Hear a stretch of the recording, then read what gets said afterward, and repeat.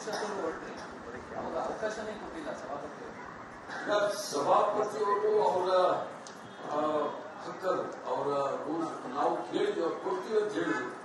ಆದ್ರೆ ಭಾರತೀಯ ಜನತಾ ಪಾರ್ಟಿಯವರು ಅದಕ್ಕೆ ಅವಕಾಶ ಮಾಡಲಿಕ್ಕೆ ಗದ್ದಲ ಎಬ್ಬಿಸಿ ಅದನ್ನ ನಿಲ್ಲಿಸಿದ್ರು. ಯಾಕಂದ್ರೆ ನಾನು ಅವಕಾಶ ಕೇಳಿದ್ರೆ ಅವ್ರು ಅವಕಾಶ ಕೊಡ್ತೀನಿ ಎಲ್ಲರೂ ಮಾತಾಡ್ಲಿಕ್ಕೆ ಅಂತ ಹೇಳಿದ್ರು.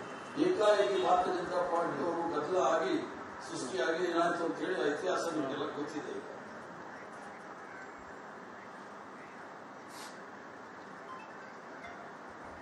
ಈ ಘಟನೆ ಇದನ್ನು ಹೊರತುಪಡಿಸಿ ಈಗ ಏನು ವಿಧಾನ ಪರಿಷತ್ತಲ್ಲಿ ಘಟನೆ ಆನಂತರ ಸಿಕ್ಕಿರೋದು ಗಮನ ಆಯಿತು. ಈಗ ಕೇಂದ್ರ ಸಚಿವರಾದಂಥ ಪ್ರಹ್ಲಾದ್ ಜೋಶಿ ಅವರು ಹೇಳಿದ್ದಾರೆ, ಸಿಟಿ ರವಿ ಅವರು ಕರ್ಕೊಂಡೋಗಿ ಎನ್ಕೌಂಟರ್ ಮಾಡಬೇಕು ಅಂತ ಅನ್ಕೊಂಡಿದ್ದಾರೆ. ಸದ್ಯಕ್ಕೆ ತಪ್ಪಿದೆ ಅನ್ನೋಂಥ ಮಾತು. ಇದೆಲ್ಲೋ ಕೇಂದ್ರ ಸಚಿವರಿಗೆ ಸ್ಟೇಟ್ಮೆಂಟ್ ಕೊಟ್ಟಿದ್ದು ಬಹಳ ದೊಡ್ಡ ಮಟ್ಟದ ಚರ್ಚೆ ಕೂಡ ಆಗಿದೆ. ಪ್ರಹ್ಲಾದ್ ಜೋಶಿ ಅವರು, ಅಮಿತ್ ಶಾ ಸಂತತಿಯವರು ದೇಶದಲ್ಲಿ ಫೇಕ್ ಎನ್ಕೌಂಟರ್ಗೆ ಹೆಸರುವಾಸಿ ಆಗಿದ್ದಂತ ಅಮಿತ್ ಶಾನ ಸುಪ್ರೀಂ ಕೋರ್ಟ್ ಗಡೀಪಾರು ಮಾಡಿತ್ತು ಗುಜರಾತಿಂದ. ಆದ್ರಿಂದ ಅಮಿತ್ ಶಾ ಅವರು ಏನ್ ಪಾಠ ಹೇಳಿಕೊಟ್ಟಿದ್ದಾರೆ ಅದನ್ನ ಇಲ್ಲೂ ಬಂದು ಹೇಳ್ತಾ ಇದ್ದಾರೆ. ಅವ್ರು ಮಾಡಬೇಕಾಗಿರೋದು ನಾವು ಮಾಡ್ತೀವಿ ಅಂತ ಹೇಳಿ ನಮ್ಮ ಮೇಲೆ ಆಪಾದನೆ ಮಾಡ್ತಾ ಇದ್ದಾರೆ.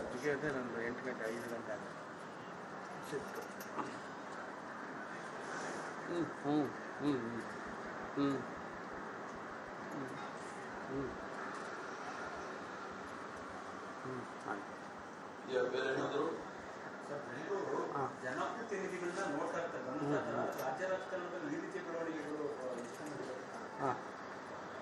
ಅದು ಆಗೋಗಿದೆ, ಆಗಬಾರ್ದಾಗಿತ್ತು.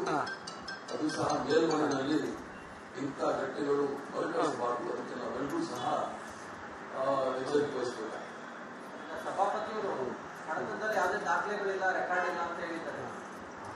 ಲಕ್ಷ್ಮೀ ಹೆಬ್ಬಾಳ್ಕರ್ ವಿರುದ್ಧದ ಒಂದು ಪದ ಬಳಕೆಗೆ ಯಾವ ರೀತಿ ನ್ಯಾಯ? ಸಭಾಪತಿಗಳ ಹೇಳಿಕೆಗೆ ನಾನು ಏನು ಹೇಳಲಿಕ್ಕಾಗುತ್ತಿಲ್ಲ. ಅವರು ಪರಿಷತ್ತಿನ ಸರ್ವೋಚ್ಚ ಸ್ಥಾನದಲ್ಲಿದ್ದಾರೆ, ಸಾಂವಿಧಾನಿಕ ಸ್ಥಾನದಲ್ಲಿದ್ದಾರೆ. ಆದ್ರಿಂದ ಪರಿಷತ್ತರು ಹೊರಟ್ರಿ, ಅವಾಗ ಅವಕಾಶನೇ ಕೊಟ್ಟಿಲ್ಲ ಸಭಾಪತಿಯವರು.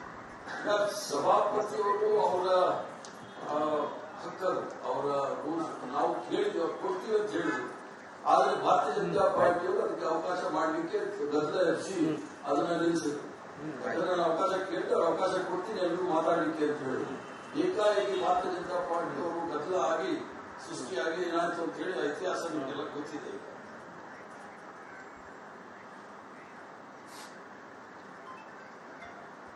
ಈಗ ಈ ಘಟನೆ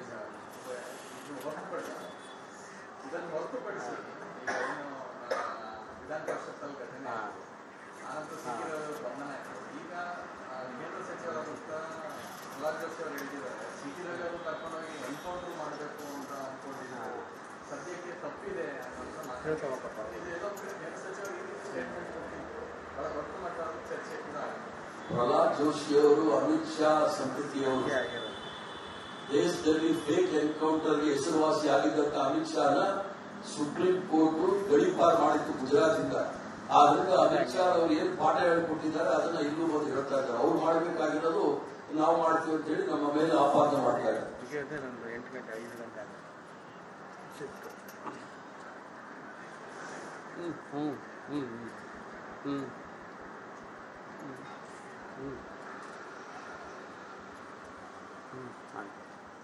ಬೇರೆ ಏನಾದ್ರು ಜನಪ್ರತಿನಿಧಿಗಳನ್ನ ನೋಡ್ತಾ ಇರ್ತಾರೆ, ರಾಜ್ಯ ರಾಜಕಾರಣದಲ್ಲಿ ಈ ರೀತಿಯ ಬೆಳವಣಿಗೆಗಳು ಅದು ಆಗೋಗಿದೆ, ಆಗಬಾರ್ದಾಗಿತ್ತು. ಅದು ಸಹ ಮೇಲ್ಮನೆಯಲ್ಲಿ ಇಂಥ ಘಟನೆಗಳು ಮರುಕಳಿಸಬಾರದು. ಅದಕ್ಕೆ ನಾವೆಲ್ಲರೂ ಸಹ ಎಚ್ಚರಿಕೆ ವಹಿಸಬೇಕು. ಸಭಾಪತಿಯವರು ಕಡತದಲ್ಲಿ ಯಾವುದೇ ದಾಖಲೆಗಳಿಲ್ಲ, ರೆಕಾರ್ಡ್ ಇಲ್ಲ ಅಂತ ಹೇಳಿದ್ದಾರೆ. ಲಕ್ಷ್ಮೀ ಹೆಬ್ಬಾಳ್ಕರ್ ವಿರುದ್ಧದ ಒಂದು ಪದ ಬಳಕೆಗೆ ಯಾವ ರೀತಿ ನ್ಯಾಯ? ಸಭಾಪತಿಗಳ ಹೇಳಿಕೆಗೆ ನಾನು ಏನು ಹೇಳಲಿಕ್ಕಾಗುತ್ತಿಲ್ಲ.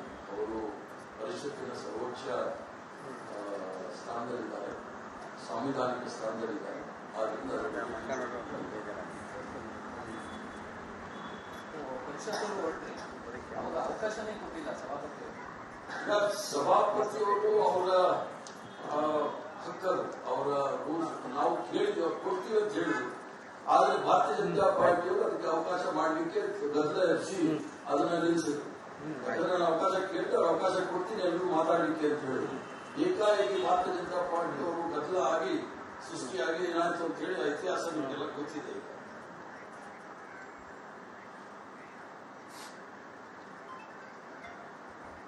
ಈ ಘಟನೆ ಇದನ್ನು ಹೊರತುಪಡಿಸಿ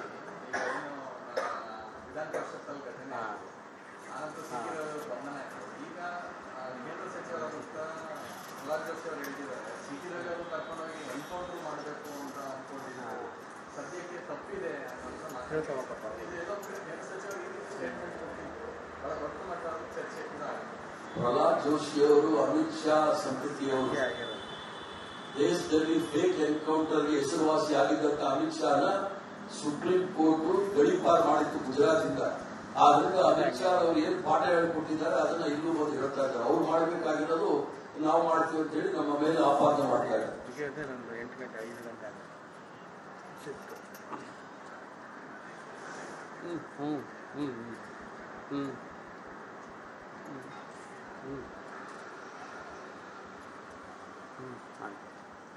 ಬೇರೆ ಏನಾದ್ರು ಜನಪ್ರತಿನಿಧಿಗಳನ್ನ ನೋಡ್ತಾ ಇರ್ತಾರೆ, ರಾಜ್ಯ ರಾಜಕಾರಣದಲ್ಲಿ ಈ ರೀತಿಯ ಬೆಳವಣಿಗೆಗಳು ಅದು ಆಗೋಗಿದೆ, ಆಗಬಾರ್ದಾಗಿತ್ತು. ಅದು ಸಹ ಮೇಲ್ಮನೆಯಲ್ಲಿ ಇಂಥ ಘಟನೆಗಳು ಮರುಕಳಿಸಬಾರದು. ಅದಕ್ಕೆ ನಾವೆಲ್ಲರೂ ಸಹ ಎಚ್ಚರಿಕೆ ವಹಿಸಬೇಕು. ಸಭಾಪತಿಯವರು ಹಣದಲ್ಲಿ ಯಾವುದೇ ದಾಖಲೆಗಳಿಲ್ಲ, ರೆಕಾರ್ಡ್ ಇಲ್ಲ ಅಂತ ಹೇಳಿದ್ದಾರೆ. ರಶ್ಮಿ ವಿರುದ್ಧದ ಒಂದು ಪದ ಬಳಕೆಗೆ ಯಾವ ರೀತಿ ನ್ಯಾಯ ಸಿಗುತ್ತೆ? ಸಭಾಪತಿಗಳ ಹೇಳಿಕೆಗೆ ನಾನು ಏನು ಹೇಳಲಿಕ್ಕಾಗುವುದಿಲ್ಲ. ಅವರು ಪರಿಷತ್ತಿನ ಸರ್ವೋಚ್ಚ ಸ್ಥಾನದಲ್ಲಿದ್ದಾರೆ, ಸಾಂವಿಧಾನಿಕ ಸ್ಥಾನದಲ್ಲಿದ್ದಾರೆ. ಆದ್ದರಿಂದ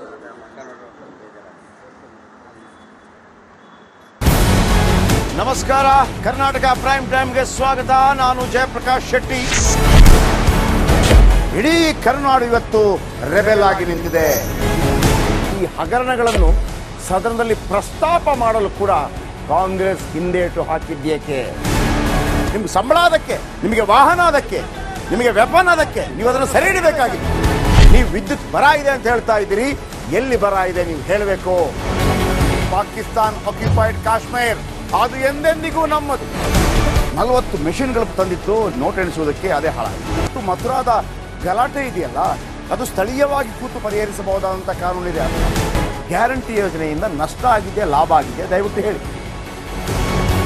Dawood Ibrahim most wanted criminal ಯಾವಾಗಾದ ಅಂದ್ರೆ ಇಲ್ಲಿ ತನಕ ಭಾರತ ದೇಶದಲ್ಲಿ ಓರ್ವ ದಲಿತ ಪ್ರಧಾನಿಯಾದಂಥ ಇತಿಹಾಸವೇ ಇಲ್ಲ.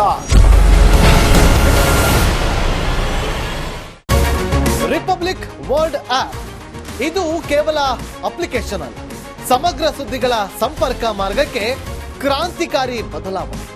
ರಿಪಬ್ಲಿಕ್ ವರ್ಲ್ಡ್ ಆಪ್ ಕೇವಲ ಸುದ್ದಿ ಅಪ್ಲಿಕೇಶನ್ ಅನ್ನ ಪರಿಚಯ ಮಾಡ್ತಾ ಇಲ್ಲ, ಬದಲಾಗಿ ಡಿಜಿಟಲ್ ಸುದ್ದಿ ಬಳಕೆಯ ಹೊಸ ಯುಗಕ್ಕೆ ನಾಂದಿ ಹಾಡ್ತಾ ಇದೆ. ಇದೊಂದು ಬ್ರೇಕಿಂಗ್ ನ್ಯೂಸ್, ಪ್ರಭಾವಶಾಲಿ ಕಾರ್ಯಕ್ರಮಗಳಿಗೆ ಗಟ್ಟಿಯಾದ ವೇದಿಕೆ.